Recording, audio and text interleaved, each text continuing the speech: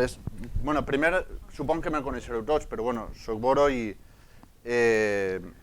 Boro Egart, com me solen dir, o Boro Guapo, també. Sí, ma mare m'ho diu molt. Les madres són muy buenas. Bueno, lo primer és, evidentment, per què he fet aquesta ponència. He considerat que era important. Per què? Perquè quan parlem de qualsevol territori, ahí veiem nació o regió, depèn de la vostra ideologia, podeu posar un terme altre o el que vos parega, parlem evidentment de tres elements. Un, que és la població, el segon, que és el territori, i el tercer, que és sobirania, autonomia. Quan parlem de població, parlem de la seva història, de llengua, en fi, qualsevol aspecte sociocultural. Quan parlem de sobirania, parlem d'un reconeixement exterior, d'un marc jurídic, i quan parlem de territori, parlem o de la geografia pura i durament física, és a dir, una muntanya amb medistes metres, o parlem de també política, que és de lo que vull parlar jo. Quin és el subjecte d'estudi? Pues el subjecte d'estudi, evidentment, és el Regne de València, i hem de veure quan s'inicia, com hem de denominar-lo, etc. En l'actualitat, com tots sabreu, la comunitat autònoma està composta per tres províncies, la d'Alacant, la de Castelló i València. Per això és en l'actualitat, no sempre ha sigut així.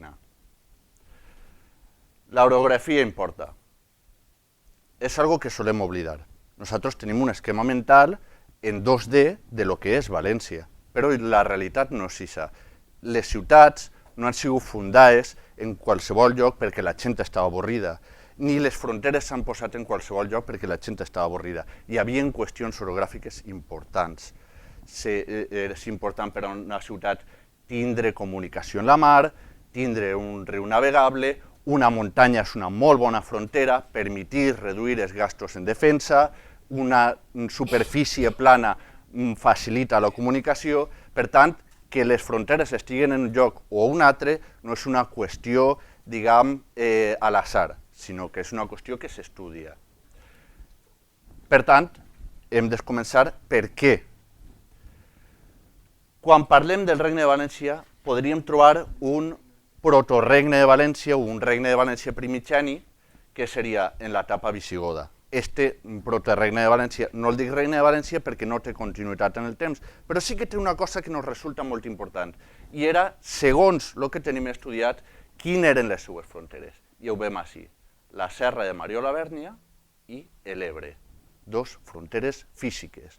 A més, dos fronteres físiques que van a marcar el curs de les fronteres del Regne de València, perquè van a ser les altres molt paregudes. Així tenim ja el Regne de València, esta volta un regne àrab o musulmà. Esta és la primera taifa, com veieu pràcticament la frontera és l'Ebre per el nord i la serra de Marió-la-Vèrnia per el sud. Esta és la taifa de lo que era el rei Llop. Això realment és una anomalia perquè el rei Llop el que fa és unificar la taifa de Múrcia i la de València. Les taifes van tindre les fronteres molt variables. Però el que s'ha d'encontrar també així és que el nord és l'Ebre. I així estava la taifa de Dénia i esta era la taifa de València. Per tant, estem veient que la geografia nos marca. I així ja comencem a tindre fronteres més definides. Este és l'inici del Regne de València i així anem a començar a veure coses curioses. La primera, què passa en Requena? Si després tenim 2 minuts, vos ho explicaré perquè és molt interessant. Però així veiem dos mapes i així n'hi ha una xicoteta diferència. La primera frontera de València en Aragó no era l'actual, sinó que era el riu Alventosa. Temps després ja no és aquesta frontera. Després vos ho explicaré per què. La diferència entre este mapa i este és eixa i prendre la vall de Llora. Com sabreu, el Regne de València anava expandint-se cap al sud i anava firmant la Corona d'Aragó i la Corona de Castella, tractats que anaven vulnerant una volta un i una volta un altre. Així n'hi ha dos tractats, el de Torrelles i el d'Elx, veient com la configuració del Regne de València va ser cada volta més pareguda a l'actual, però n'hi ha coses que són curioses. Ahí veiem 3 municipis que en l'actualitat no formen part del Regne de València. Yecla, Xumella i Favanella. Bé, ahir, justament on tinc el punter, ahir n'hi ha una serra, la serra del Carxe. Heu escoltat alguna volta parlar del Carxe?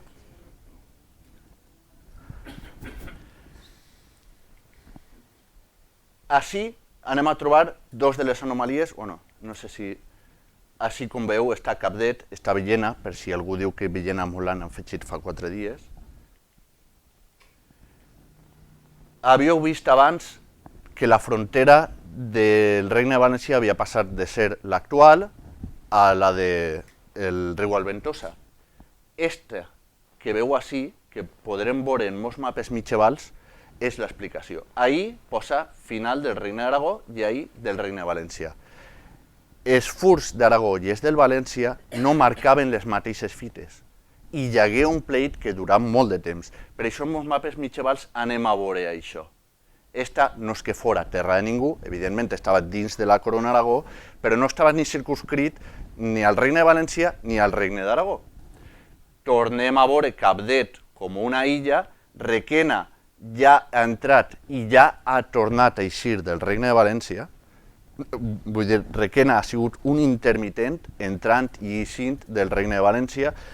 La llista és llarga, si després tenim temps ho veiem. També n'hi ha una altra curiositat i és que està l'escut àrab del Regne de València. I estem parlant de 1634. Per tant, què és el que podem dir? La idea que tenim de que les actuals fronteres sempre han sigut aixina és una idea equivocada i mai se'ls ha preguntat. Per tant, què és el que hem de pensar? Hem de pensar que són valencians tots aquells municipis que en l'actualitat formen part de la comunitat autònoma sense perjuí de que els municipis que en algun moment hagin format part de la seva història del Regne de València vulguin reincorporar-se. Per tant, tenim dos elements. Un, que hagin format part del Regne de València, és a dir, ara un poble de Senegal no pot dir jo vull ser valencià. O sigui, tenim ahir un primer element. I el segon, que siga lliurement. No podem dir que un municipi que forma part de la primera taifa de València i que està a 400 quilòmetres és valencià. És a dir, a veure si duguem 50 anys criticant els catalanistes i nosaltres fem el mateix. Per lo que tinc estudiat, serien 4 les àrees, més que municipis, que podríem denominar que tenen els ingredients per a ser denominats valencians. Un seria la Torre, que és de jure una pedania de Ulldecona, de facto és un barri de Sant Rafel del Riu, perdona. Arcos de las Salinas, que era el municipi que connectava el Regne de València en Aragó, en el racó d'Ademús, Capdet, que fon l'únic municipi que ha demanat canviar de comunitat autònoma, que jo tinc coneixement en la història moderna d'Espanya, i l'àrea del Carxe, que com veieu estava comunicat en el Regne de València perquè tenia aquesta frontera física en els municipis dels que formava part legalment. Tinc que anar ràpid, per tant, hem de veure que la divisió dels termes municipals no ha variat, diguem, de manera lògica. Així tenim dos exemples. Esta finca que posa així és perquè està construïda entre dos termes municipals. Damunt, la porta principal està en el terme d'un poble i la major part de l'edifici en terme d'un altre. Això és un desastre per a la gent que viu allí. El segon, he portat l'exemple de Xàtiva. Veu així que posa Xàtiva. Tots els numerets on fica un 11 és terme de Xàtiva. Vosaltres imagineu tindre una casa ahí i que tinga que vindre la policia local o que vos tinguin que donar l'aigua? Això és una locura que hem d'ordenar. Per tant, el que hem d'anar és a una correlació lògica on un nucli de població tinga una única parcel·la i siga reconegut com a poble i un únic ajuntament. Per tant, ja tenim dos elements per a començar a estudiar l'ordenació que hauríem de tindre. Primer, que les fronteres no són estrictament estes i que no hem de seguir estrictament les parcel·les municipals. quina és l'ordenació del Regne de València en la seva història? Hem tingut dos, una per damunt de l'altra. Esta primera era la famosa governació de València i la governació de nord en les dos tinences, i així anem a trobar tres línies molt interessants que anem a veure. Esta la Biar-Bussot, esta és la Sursocrònica i esta és la de Jasúquer. Este segon podríem veure una altra divisió administrativa, unes protocomarques, si m'ho permetiu, en 1404. Les dues divisions, per cert, són purament administratives, és a dir, per a recaudar imposts. No són divisions polítiques. Aquestes divisions funcionen fins a 1707, evidentment, fins a la derrota de la batalla d'Almansa. Des de 1707 fins al 1833, que és quan se promulguen les actuals divisions provincials, hem tingut diverses, no me vaig estendre en elles. En 1833, evidentment, se promulguen les divisions. M'agradaria llegir això, però no dona temps. La divisió provincial se feu ex professo per eliminar el nom dels territoris anteriors a Espanya. És a dir, eliminar el nom d'Aragó, eliminar el nom de València, eliminar el nom de Navarra, tal com dia el seu pare. Clar, la ferramenta que han tingut per a dividir els valencians han sigut, com ha sigut una divisió política, en la seva institució política, les diputacions. Cadascú, al no tindre una divisió natural, ha fet el que li ha donat la gana. Què ha sigut la proposta per acabar en la divisió provincial? Les comarques. La primera data de 1933, un segle després de la divisió provincial. Per tant, estem parlant d'una proposta antiga. Jo el que proponc és ressuscitar el nom de Quarter. Tenim un nom que té més de... O sigui, que és del segle XV. Per què no ressuscitar-lo? El que he fet ha sigut adaptar la divisió comarcal que feu Emili Begut, que és la que sempre hem utilitzat els valencianistes, adaptar-la per certes qüestions que no m'he donat temps a explicar. Aquesta és la divisió que proponc. L'altra qüestió, sobre la toponímia. Normalment, quan parlem d'Aragó o del Regne d'Aragó? Per què hem de parlar sempre del Regne de València? Si nosaltres li fiquem un apel·latiu al nostre topònim, estem complicant-ho. Què és el que pensa fer l'antivalencianisme? Posar País Valencià i que la capital quede com a València. La proposta que jo afegisc és utilitzar el model mexicà. La nació és València, la capital, València ciutat. Per què? Perquè després ve el segon pas. L'antivalencianisme què vol? Que després d'acceptar el País Valencià, el nostre gentilici sigui el de païsvalencs. I això està documentat. Els valencians, per tant, seran només que és de València capital. Per la mateixa lògica que abans, és de València, si el nostre topònim és València, continuarem sent valencians i per a diferenciar un gentilici de l'altre, és de València capital, proponc que utilitzem el terme exclusiu per a de València capital de valentins. Bueno, m'agradaria continuar. Molt bé, tenim que anar rematant. Jo sí que volia preguntar-vos, està clar que la postura, els dos coincidiu en que les províncies serveix per a dividir la identitat valenciana. Les províncies són totalment nefastes pels valencians.